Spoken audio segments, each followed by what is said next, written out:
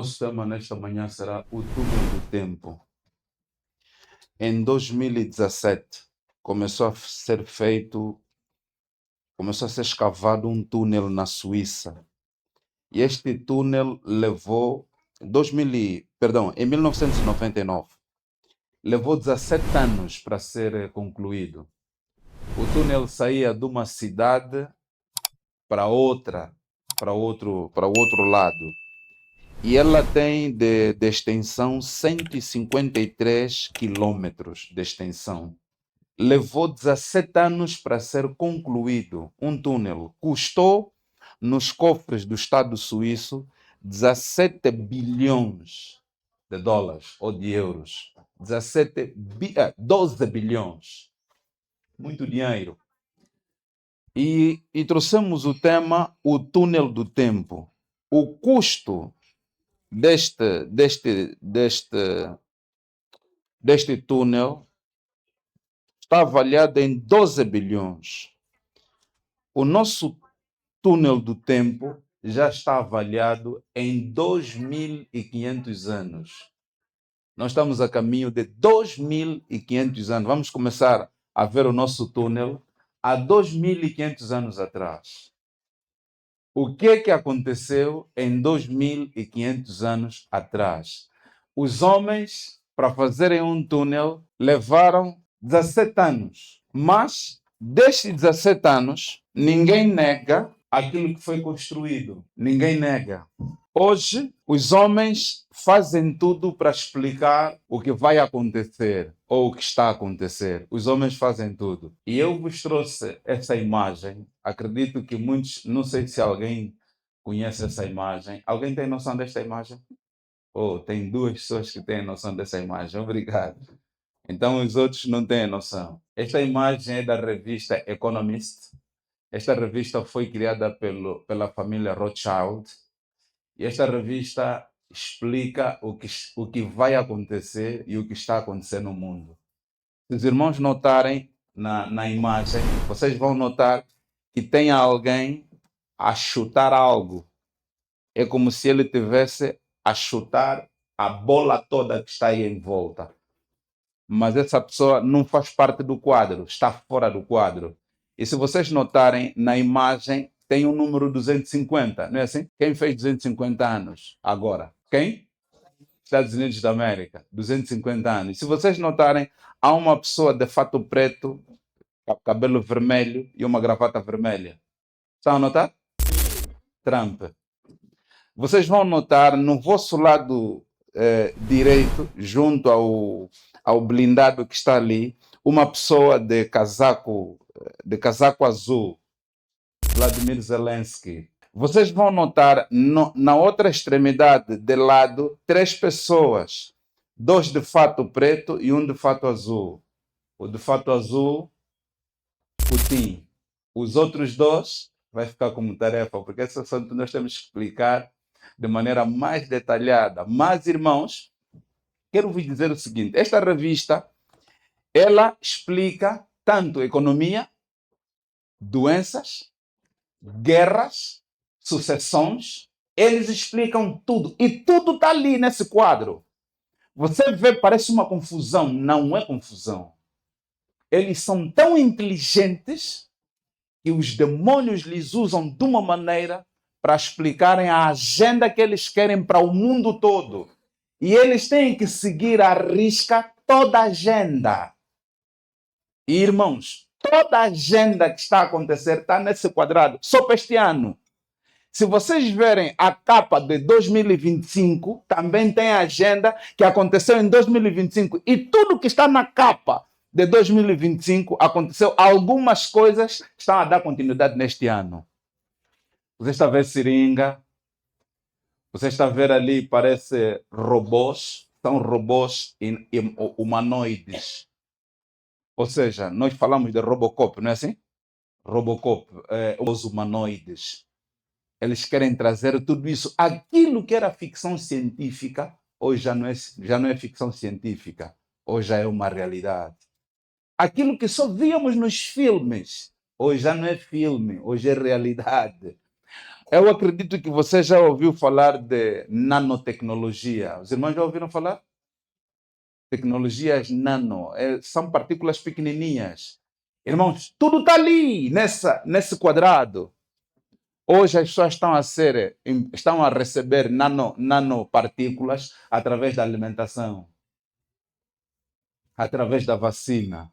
Ou seja, o mundo está a ser controlado sem o mundo perceber que estão a ser controlados. Queridos irmãos, isto é o túnel do tempo dos homens. Aquilo que eles preveem para o ano todo. E todo o ano está aí exemplificado. As guerras, as destruições, a fome, as mortes, as vacinas, as doenças, está tudo exemplificado ali. Mas este não é o nosso assunto.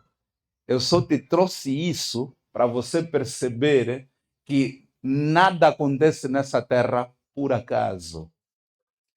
Se os homens quiserem destruir um país, eles destroem. Se eles quiserem tirar um presidente, eles tiram. Isso prova que eles estão no comando da terra, segundo eles. Mas nós vamos ver no túnel do tempo de 2.500 anos atrás quem é que comanda a terra. Amém? Amém. Vem comigo agora. 2.500 anos de história. 2.500 anos de história. Deus permitiu que 4 jovens fossem tirados da sua terra e fossem levados para uma terra. Essa terra chama-se Babilônia. Quem são esses 4 jovens? Daniel, Misael, Azarias e Ananias. Esse é o nome deles. Sadraque, Mesaque e Abednego. Esses nomes são nomes babilônicos. O nome deles é Daniel, Misael, Ananias e Azarias. Estes nomes têm significado com ligação a alguém. Está ligado com quem? Com Deus. Os nomes deles têm significado que os liga a Deus. Pela graça de Deus, eu dei o nome nos meus filhos que também eles têm ligação com Deus. Eu não dei nome à toa. Me falaram, tens que dar xará. Eu disse, não, xará do meu filho é Deus. Amém. Um deles, o nome dele é Yeldan, que significa juiz é Deus. É a abreviação do nome de Daniel. As últimas palavras foram para frente, as 3 últimas sílabas, e as 3 primeiras foram para trás. Então ficou Yeldan, Yeldan Gabriel. O outro é Misael. E o outro dei o nome de um servo do Senhor, Joseph Bates. Eu não dei nome à toa, porque os nomes interferem no caráter. Estamos juntos? O nome interfere no caráter. Você se dá um nome no teu filho de Cadiabo, você está lhe dizer que ele é diabo pequeno, porque em Angola Cadiabo é diabo pequeno. Não é assim? Pronto, o diminutivo de K é pequeno. Em Angola eu tenho um primo com o nome de Cadiabo. Ou seja, diabo pequeno. Não se dá nome em vão. Então esses jovens receberam nomes específicos. E também há um rei que eles encontraram na Babilônia, cujo nome é Nabucodonosor. E esse nome Nabucodonosor tem significado. Nabucodonosor significa prece dirigida ao deus Nabu, por proteção. Nabucodonosor, Nabucodonosor, no nosso português. Prece dirigida ao deus Nabu. Era o significado do nome de Nabucodonosor. Cada um dos líderes do mundo, os seus nomes tinham um significado. Nas antigas gerações passadas, os nomes não eram dados só por dar. Alguns eram nomes concedidos a deuses, eram nomes, às vezes, de familiares que tinham ligação com algum componente estranho, mas no povo de Israel, os nomes todos dos israelitas eram indicados diretamente para Deus, com um significado diferente, mas a ligação era diretamente a Deus. Então, este rei Nabucodonosor, quando recebe os 4 jovens, esses 4 jovens, e de acordo com Jeremias 7, versículo 6, a Bíblia diz o seguinte: agora eu entregarei todas estas terras ao poder de Nabucodonosor, rei da Babilônia, meu servo, e também lhe dei os animais do campo para que o sirvam. A história do mundo em um capítulo.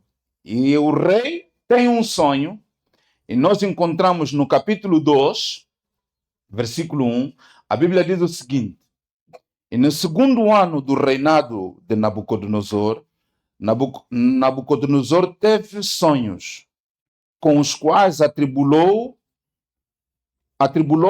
o seu espírito, e o seu sono cessou.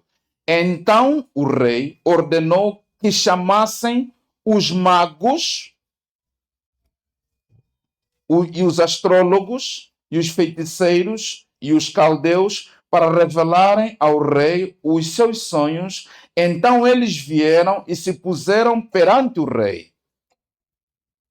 Nabucodonosor tem um sonho e ele, depois de ter o sonho, acordou espantado, ficou confuso, ficou atribulado. E o que mais lhe inquietou não era o sonho, o que mais lhe inquietou é que o sonho que ele teve esqueceu. E isso lhe aqueceu a cabeça.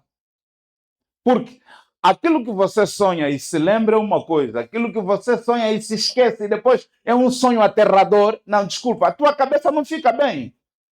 Você quer tudo saber. E o rei,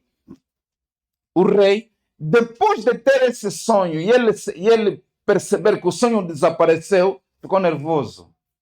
Então ele mandou chamar quatro elites. Quatro elites. A Bíblia chama de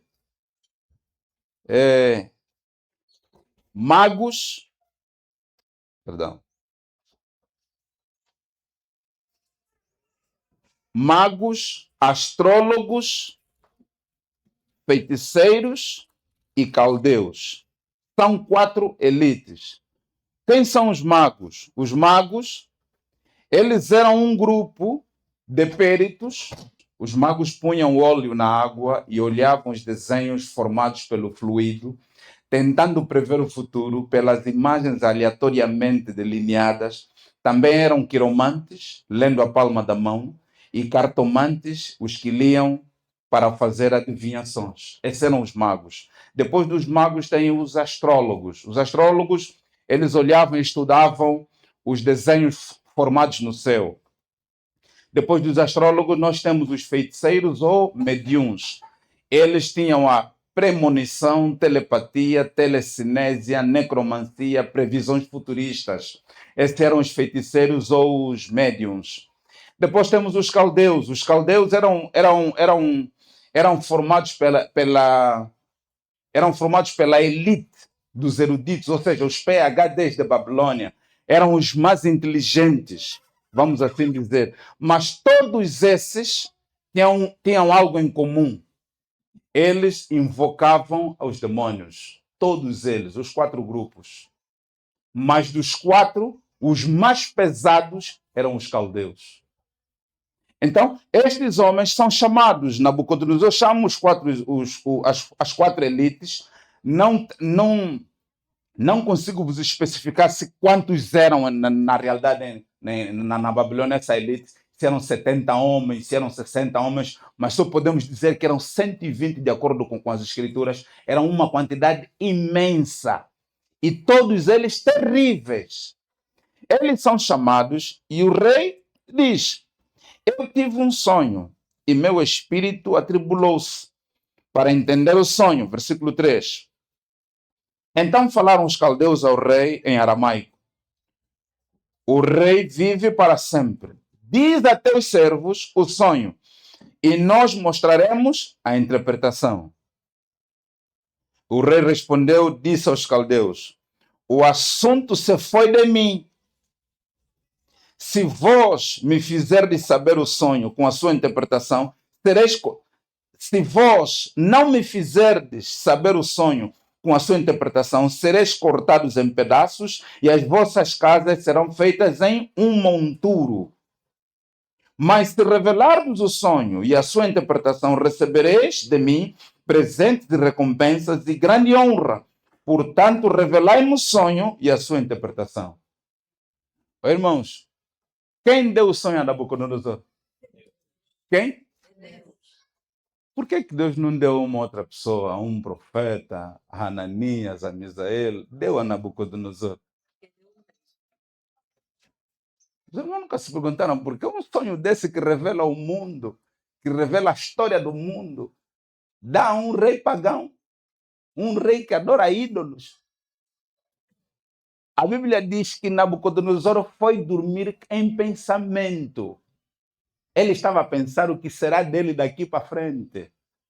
Como será daqui a 50 anos, daqui a 30 anos, como vai ser. Ele, ao ir dormir com esse pensamento, Deus diz, estás a pensar como é que vai ficar daqui para frente? Vou te mostrar como é que você vai ficar. Já que você quer saber, então vou te mostrar. E Deus lhe dá o sonho. Só que quando Deus lhe dá o sonho, Deus sabia que se ele lhe dá o sonho, ao contar o sonho, ele devia chamar a quem? Aos magos, não é assim? Aos caldeus, aos feiticeiros e aos astrólogos. Deus sabia. Como você vai querer chamar essa tua elite para te aldrabar aquilo que eu te dei? Vou te fazer esquecer. Lhe deu, ele viu, acordou, esqueceu. Aí criou o óbito. Então ele chama os magos não conseguiram. Isso prova que Deus está no controle de todas as coisas. Está no controle da história. Queridos irmãos, vai haver um momento na fase da Terra, e alguns estão a viver este momento, em que você vai se perguntar por que está a acontecer isso. Então alguns vão dizer, porque nesta Terra, para tudo que é problema, tem solução nesta Terra. Se você tiver problema dos olhos, tem alguém que trata dos olhos. Se você tiver problema do nariz, tem alguém que trata do nariz. Essa é uma pessoa. Como é? Laringologista. Otorrinolaringologista. Se você tiver problema do ouvido, tem alguém que trata do ouvido, ou não? E tem pessoa que trata do ouvido direito e tem alguém que trata do ouvido esquerdo. Nem sempre o que trata do ouvido direito consegue tratar o ouvido esquerdo. Cada um com o lado dele. Se tiveres problema da perna, tem alguém que trata da perna. Ortopédico. Se tiveres problema na boca, tem alguém que trata da boca. Ou seja, para cada área do corpo, tem alguém que trata. Se tiveres um problema no cérebro, tem alguém que a especialidade dele é só cérebro. Para todos os problemas do corpo humano, tem alguém que trata. Se tiveres problema de dinheiro, também já tem pessoas que tratam. Tem o banco que resolve, ou vais pedir empréstimo, em Angola vais fazer quilap, ou então vais jogar quichiquila, para pelo menos aumentar o dinheiro. Ou seja, para todos os problemas na Terra, tem uma pessoa que resolve. Só que, irmãos, para os problemas do mundo, não tem ninguém que resolve, só uma pessoa pode resolver. Quem é? Deus. E esse sonho não tinha a ver nem com magos, nem com astrólogos, nem com cartomantes, nem os que leem a mão, os que leem as cartas, os que fazem adivinhações, os que voam, e eles não podiam resolver isso. Você poderia ir, Nabucodonosor podia chamar o maior curandeiro do mundo, não podia lhe revelar o sonho. Irmãos, essas quatro elites eram peritos. Eles podiam te explicar de tudo. E acredito que vários sonhos Nabucodonosor teve, ele mandou chamar, os homens escutavam o sonho, explicavam o sonho a Nabucodonosor. Dizia, sim, senhora, é isso mesmo. Poxa, você explicou bem. Só que desta vez, eles não conseguiram explicar. Irmãos, existem problemas que nenhum homem nesta terra vai conseguir te resolver. Só uma pessoa vai conseguir te resolver. E esta pessoa é Deus. Então esses homens não conseguiram resolver. E eles mesmo disseram assim, escuta, eles disseram assim. Eles responderam novamente, disseram,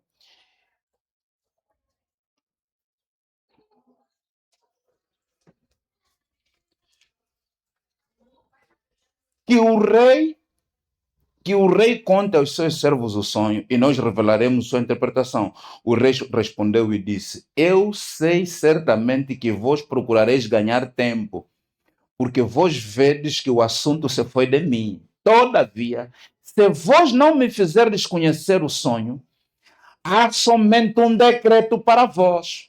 Pois vós preparastes palavras mentirosas e corruptas para falar diante de mim, enquanto para o tempo, portanto, contai-me o sonho e eu saberei que vós podereis mostrar-me a sua interpretação.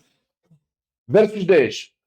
Os caldeus, os mais barra, os PhD, responderam perante o rei e disseram: não existe um homem sobre a terra que possa revelar o sonho, o assunto do rei. Portanto, não há nenhum rei, senhor ou governante que tenha pedido tais coisas a qualquer mago ou astrólogo ou caldeu. E é uma coisa rara o que o rei pede, e não há nenhum outro que possa mostrá-lo perante o rei, exceto os deuses cuja morada não é com a carne. Então eles estão a dizer que os únicos que podem contar este sonho são quem? Deus ou os deuses? O que quer dizer que os deuses que eles adoravam guardavam segredo, ou não? Guardavam segredo. Quer dizer que os deuses dele são guardadores de segredo.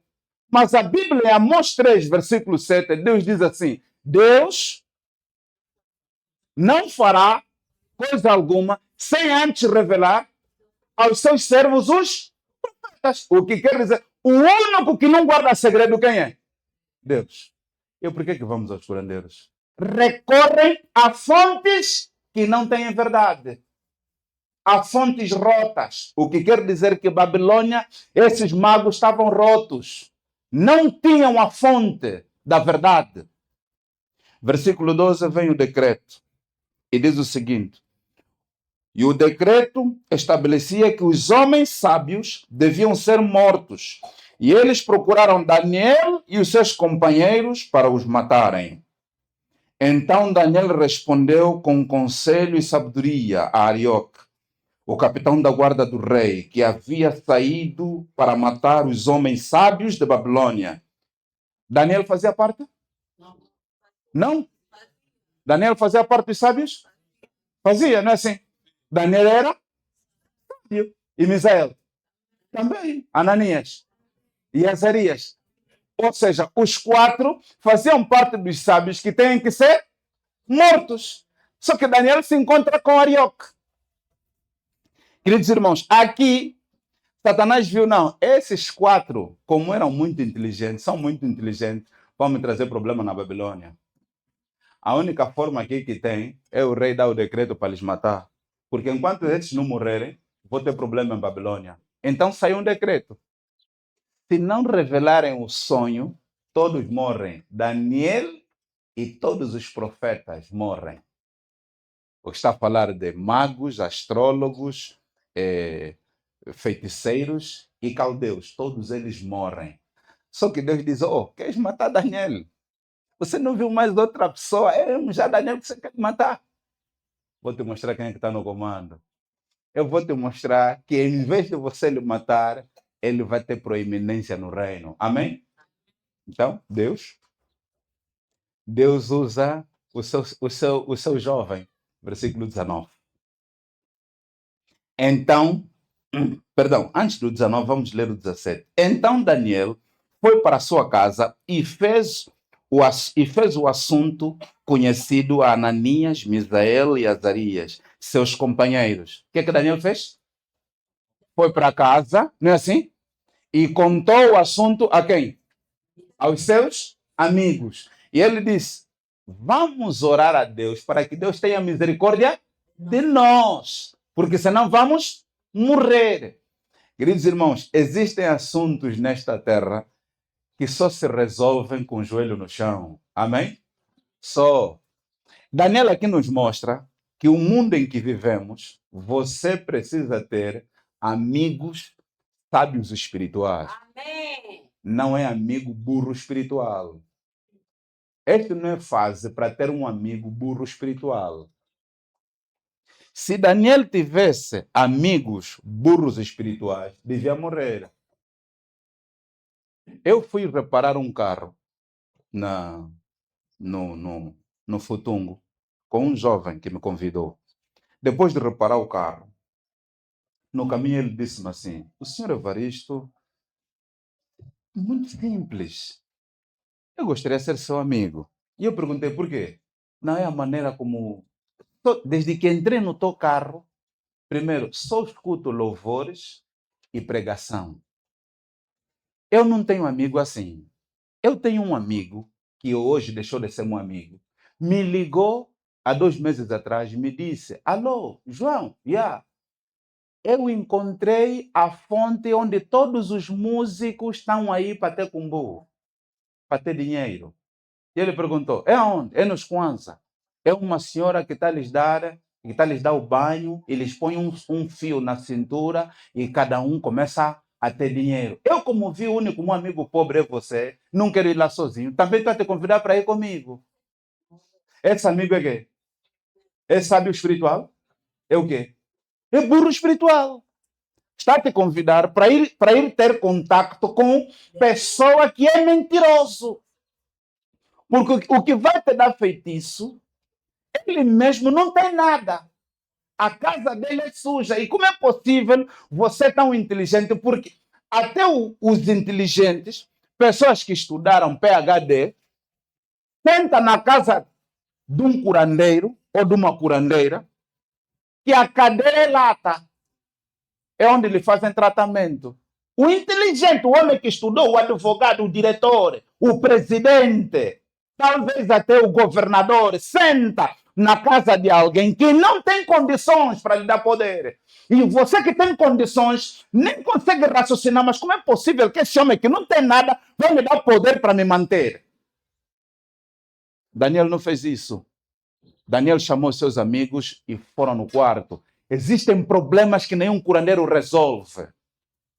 Existem problemas que só Deus pode resolver. Daniel nos prova isso. Daniel também nos mostra que é necessário você ter amigos que te levem aos pés de Jesus. Saiba escolher amigos. Amigos que te ajudem a orar. Deus revela o sonho. Daniel diz: introduz-me na presença do rei. E Daniel diz assim ao rei, versículos 36.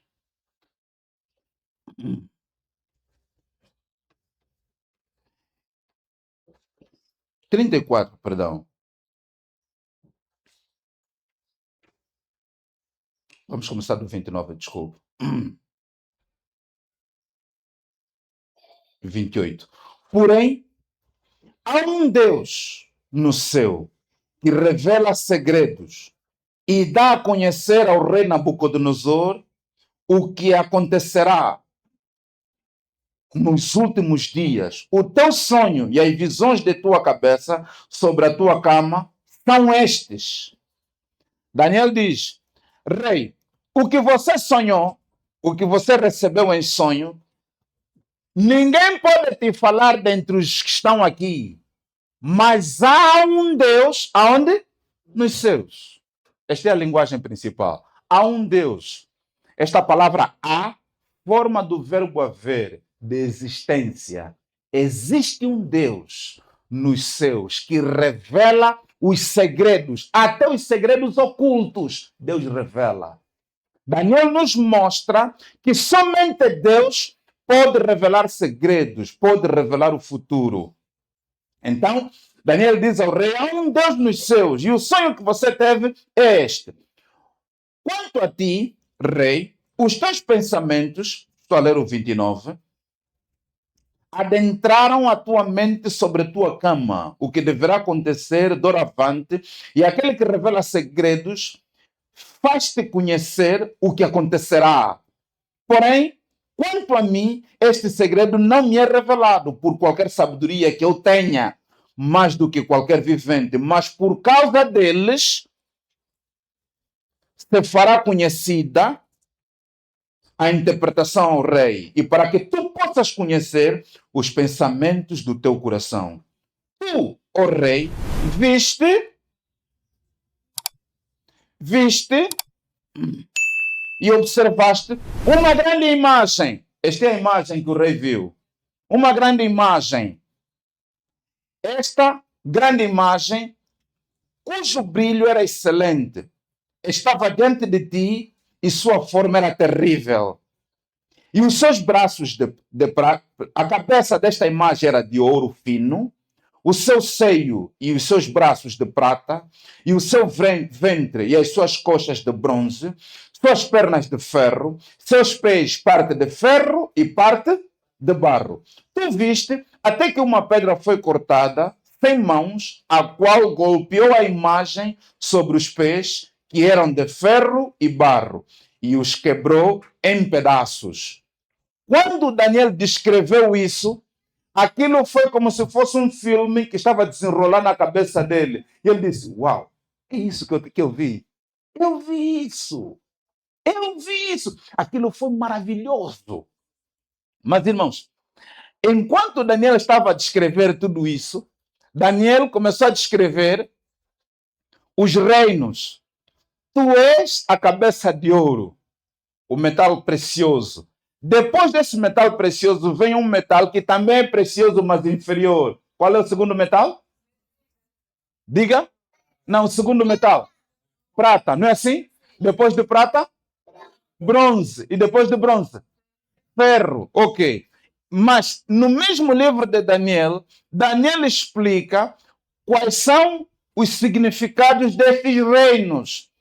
O segundo reino tem a ver com que reino? Medos e persas.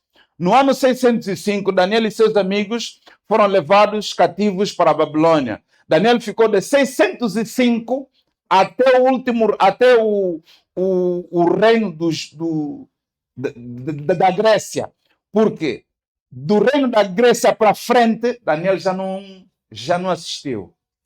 Daniel ficou até se cumprir Medos e persas. Quando aconteceu o reino dos Medos e persas, Daniel sai e volta para Jerusalém.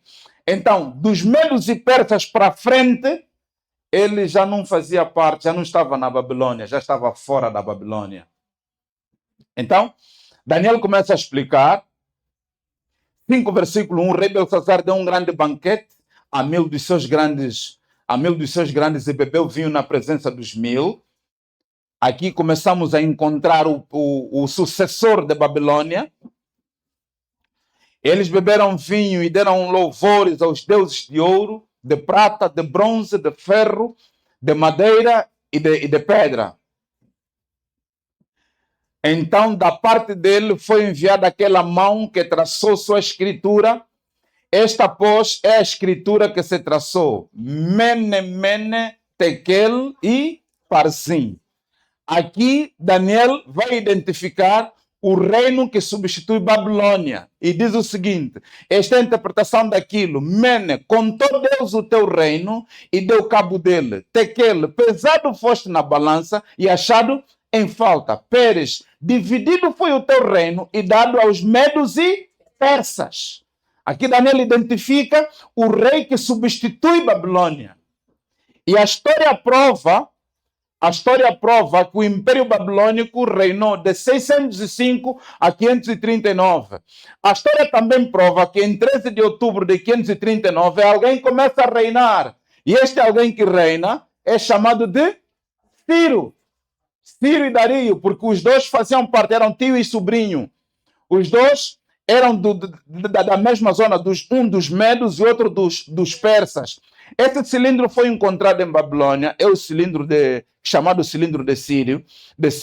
Foi encontrado hoje Iraque, antigamente Babilônia, porque Babilônia estava na zona do Iraque. Foi encontrado esse cilindro, e nesse cilindro estava a inscrição do nome de Ciro, que prova o que a Bíblia disse é verdade. Estamos juntos? Pronto. O Ciro faz secar o rio Eufrates e ele entra pelo rio seco, entrando em Babilônia e toma posse de Babilônia. Dali, Ciro reina de 539 a 331. De 331 vem um jovem. Quem é o nome deste jovem? Alexandre. Alexandre toma o Império Greco-Macedônio. Ele reina de 331 até 168. Alexandre morre com quantos anos? Não, 33 anos. E quando ele morre, ele diz o seguinte: todas as terras já foram conquistadas, já não há nada para conquistar. E é verdade, irmãos. Já não há nada para conquistar.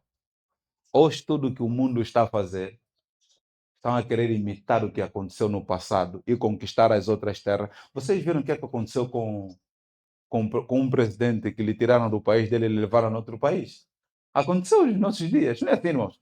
Aconteceu nos nossos dias. Um presidente, e essa história desse presidente está naquela imagem que eu vos mostrei.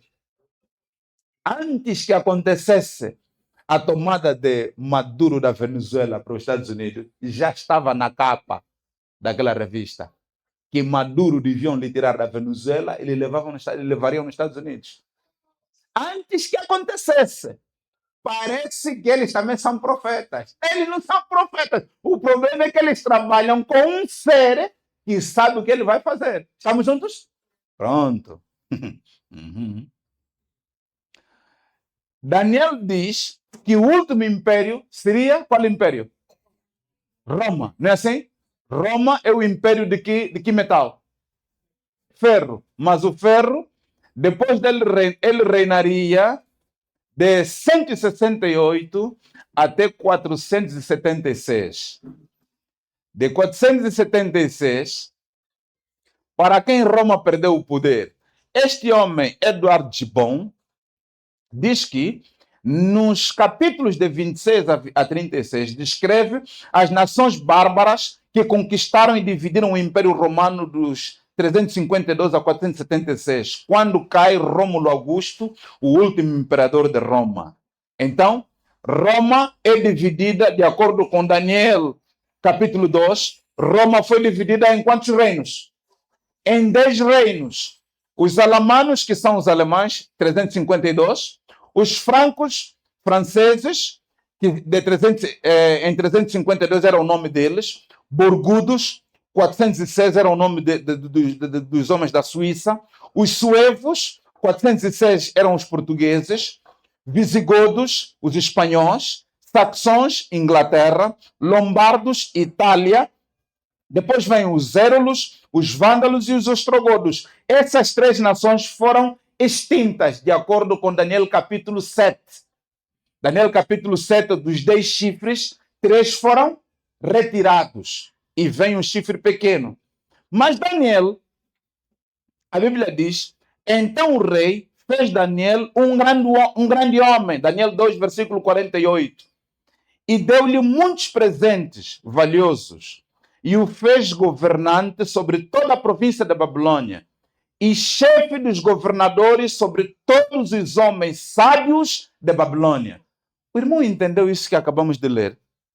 Quando Daniel contou toda essa história, o rei fez de Daniel um grande homem, deu-lhes muitos presentes valiosos, lhe fez governante sobre toda a província da Babilônia. Agora sublinha esta parte. E chefe dos governadores sobre todos os homens sábios de Babilônia. Não é assim que está escrito? Era chefe de quem? Quais são os sábios? Caldeus, magos, astrólogos e feiticeiros. Não é assim? Quer dizer que todos os bruxos da Babilônia, quem era o chefe deles? Daniel. O irmão entendeu? Não entendeste? Eu vou repetir. Daniel era chefe de todos os feiticeiros da Babilônia. Chefe. Irmãos, aqui tem assunto. Daniel prova, e isso vai ser isso no fim vai sair como prova final, isso no fim. Daniel prova que se você continuar feiticeiro é porque você quer.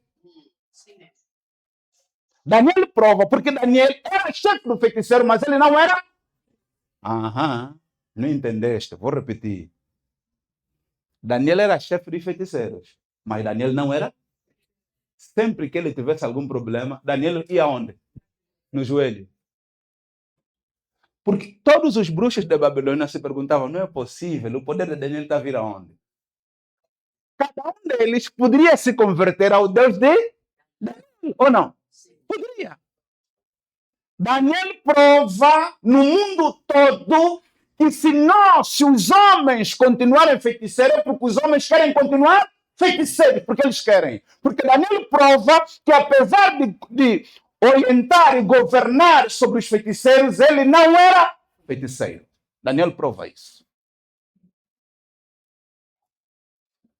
Então não há desculpa para um feiticeiro ou uma feiticeira, não há desculpa. Você é porque você quer. Porque se você não quiser, Deus tem poder para te libertar. Amém? Deus tem poder. Uhum.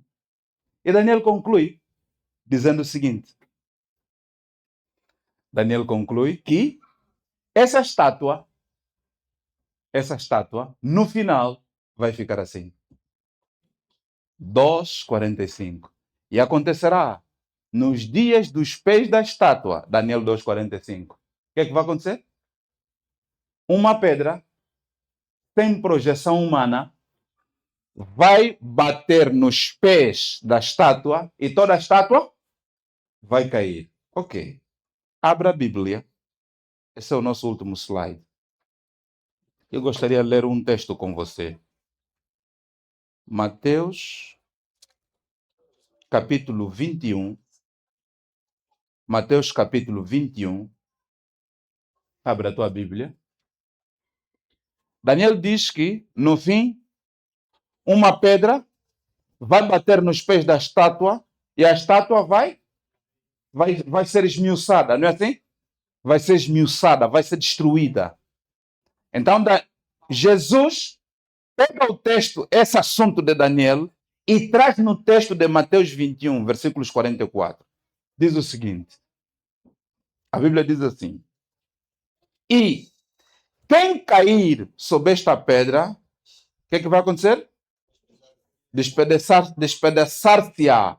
Mas aquele sobre quem ela cair será...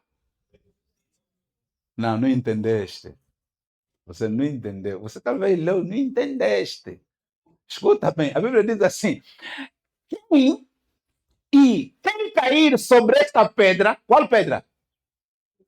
Quem é a pedra? Porque essa pedra que vai bater nos pés, quem é que vai destruir os reinos? É a vinda de Cristo. Quando Jesus vier, todos os reinos, porque, irmãos, nem Trump, nem Zelensky, nem Putin, nem ninguém, não há presidente nesta terra que vai gemer na presença do Senhor. Amém? Não há. Quando o Senhor tiver a voltar, todos os reinos vão cessar. Porque Daniel diz, esta pedra vai reinar para todo o sempre. Então Jesus, usando a pedra de Daniel, Jesus disse assim, quem cair sobre esta pedra, ou seja, se você cair em Jesus, tudo que você tem, tudo que é malícia que você tem, tudo que é pecado, ele tem poder para te limpar. Amém? Mas ele diz, mas se a pedra cair sobre você, é o inverso. Leia bem, a Bíblia diz assim, e quem cair sobre esta pedra, se o Evaristo se ajoelhar sobre a pedra, que é Jesus, esta pedra, e quem cair sobre esta pedra, despedaçar-se-á tudo que é do Evaristo, que não tem nada a ver com Jesus, cai também, desaparece e cumpre-se Gálatas 5:20. Vivo não mais eu, mas Cristo vive em mim. Aí você se despedaçou na pedra. Então Jesus inverte agora e ele diz assim, mas aquele sobre quem ela cair Na vinda dele, se ele vier e te encontrar não despedaçado, então a pedra vai te despedaçar. Porque você tem algo que não é dele. Essa pedra está quase a se cumprir, irmãos. Esta pedra está quase a cair. A pergunta é, quando essa pedra descer, vai te encontrar despedaçado na pedra ou a pedra vai te despedaçar? Isso é Daniel 2. Mateus capítulo 21, Mateus 22, 24, tem ligações com Daniel. Esta pedra está quase a cair.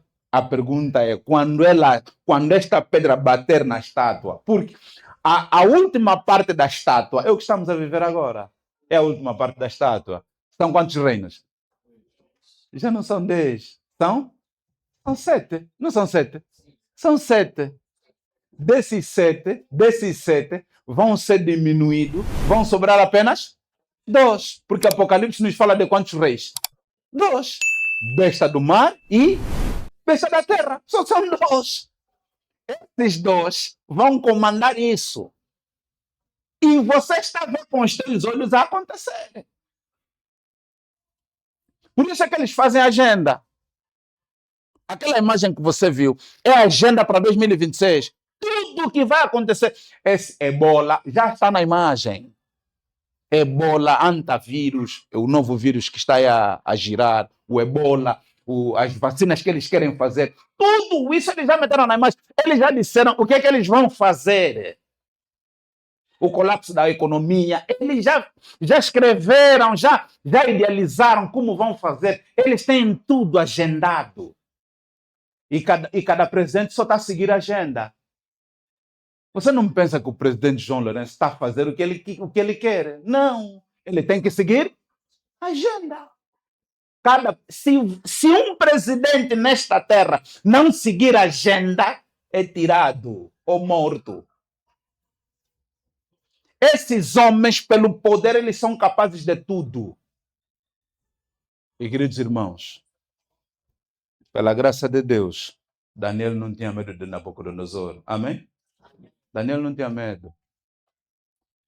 Quando você é um homem de oração, quando você é um homem de Deus, você não teme rei. Porque você se despedaçou na pedra, não é a pedra que te despedaçou. Você já se despedaçou na pedra.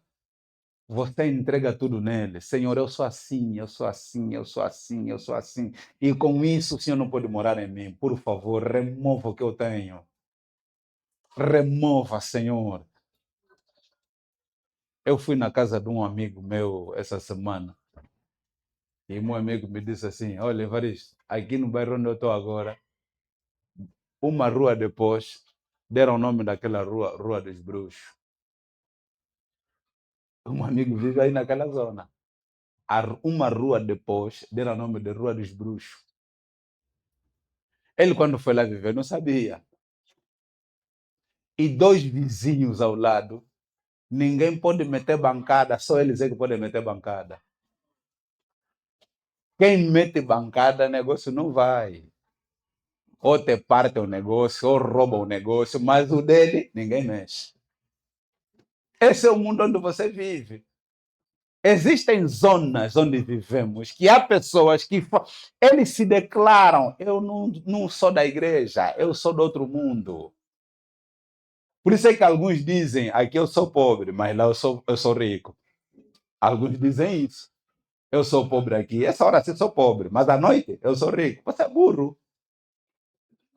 Você é rico à noite e de dia você é pobre. Você é burro. Aquilo é ilusão, aquilo não é teu. Daniel não era assim, irmãos. Daniel era escravo, ou não? Daniel era escravo. Deus disse a Satanás, queres matar Daniel? Vou te mostrar quem é Daniel. Vou te mostrar quem... E Deus lhe mostrou. Daniel se tornou chefe. Chefe de bruxo. Ele não tinha medo, porque esse é feiticeiro. Ele não tinha medo. Você vai fazer o quê? Voa. Voa. Vai ver. Voa. E vai fazer o quê? Sim, ele não tinha medo. Nós precisamos chegar no nível dele. Nós precisamos chegar no nível de Daniel. Precisamos. Deus, por isso, às vezes, falar de Daniel, Deus diz, e você que então? Sim, Daniel fez isso, e você? Daniel era assim, sim, e você? Por que o teu bairro não conhece que você é homem de Deus? Por que não te conhece na escola que você é uma mulher de Deus? Por que não te conhece? Sim, Daniel foi assim, e você? Meu tio é bruxo, sim, o teu tio tem que saber que você é homem de Deus. Oi, irmãos, ao ler o livro Eventos Finais, capítulo 5, Ellen White diz que a fase que vivemos, precisamos ter o caráter que João Batista tinha e contemplar Jesus como João Batista contemplava. Havia momentos, irmãos, que quando João Batista chegasse e parasse assim, bastava ver 5 pessoas, ele já sabia. O quarto está a trazer Satanás. João Batista já sabia. Ele pressentia, ele já identificava a presença do maligno. Também o diabo já lhe conhecia. João Batista está aí. Não vai dar para falar aí. Aí nem vai dar para gritar aí. E quando João falasse, os demônios sentiam medo. João! João era um homem como você. Ou não, irmãos?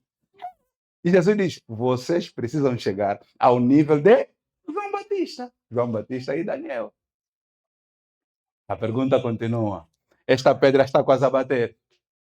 Esta pedra está quase a bater. A pergunta é, quando ela bater, vai te despedaçar ou você se despedaçou antes? Como está a sua vida? Quando esta pedra bater, vai te despedaçar ou você foi despedaçado antes? Quem são os seus amigos? Com quem você anda? Nabucodonosor disse, Daniel, o Deus que você adora é o Deus dos deuses, é o Deus verdadeiro, é o Deus supremo. Nabucodonosor. E pela graça do Senhor, pela influência que Daniel teve na vida de Nabucodonosor, Nabucodonosor vai ter direito à vida eterna. O capítulo 4 mostra Nabucodonosor. Queridos irmãos, cada um de nós que está aqui não tem a folha fechada, não. A nossa folha está aberta. O teu capítulo ainda está a ser escrito. Hoje estamos a falar de Daniel. Hoje nós estamos a falar de Daniel. Se você chegar até na pedra, Daniel vai ouvir falar de você. Amém? Porque você vai ter que lhe contar o teu testemunho. E como vai ser o teu testemunho a Daniel? Nós já estamos a ver o testemunho de Daniel aqui. Daniel chegou diante do rei Nabucodonosor e disse, tu, ó rei, tu! Assim chegar no João Lourenço, tu, João Lourenço. Tu, intimidade, aconchego. Ele devia dizer, senhor rei, sua excelência. Não, tu. Porque não era Daniel que estava lá sozinho. Daniel estava com outra pessoa ao lado dele. Quem é? Jesus estava aí. Era Jesus a falar com Nabucodonosor na pessoa de Daniel. Quando você se levantar, permita que Jesus te use. E quando você falar, Deus vai usar a sua voz. Amém? Será você e Jesus. A pedra está prestes a bater. Quando ela bater, vai te despedaçar ou você será despedaçado por ela? Eu, todos os dias de manhã, caio na pedra. Eu quero que Jesus despedaça todos os defeitos de caráter que eu tenho. Para quando ele vier me encontrar já despedaçado pela pedra. Amém? E receber a pedra em glória e regozijo. Por isso Jesus disse em Daniel capítulo 12, Daniel, fecha o livro, porque essas coisas não serão para o teu tempo, mas será para os dias finais, para o tempo do fim. Fecha o livro. Vais descansar, Daniel, e vais levantar no último dia. Louvado seja o Senhor. Daniel morreu na certeza da salvação em Cristo Jesus. Amém? Você também pode morrer na certeza da salvação em Jesus. Que o Senhor lhe abençoe. Não tenha medo de ebola, não tenha medo de antavírus, não tenha medo de reis, não tenha medo de presidentes, não tenha medo de polícia, não tenha medo de arma, não tenha medo de feiticeiro, nem feiticeira, nem curandeiro, nem soba. Não tenha medo de ninguém, porque o Deus que você adora é maior do que tudo e todos. Que o Senhor abençoe você. Deus tem poder para arrancar das mãos de Satanás quem quer que seja. Desde que se renda a Jesus, Jesus tem poder para te arrancar das mãos de Satanás. Ele pode te aprisionar, não sei que tipo de corrente. Se são 7, se são 10, se são 20 correntes, não importa. Se ele levou 20 anos para te acorrentar, Jesus só precisa de 20 milésimas de segundo para te soltar. Amém? Só. Mas a pedra está quase a bater. Que você seja despedaçado, que você se despedace na pedra, para que a pedra não te despedace. Amém? Para nós foi uma mensagem concedida pelo Senhor, a nossa meditação segundo a sua vontade. Amém? Amém.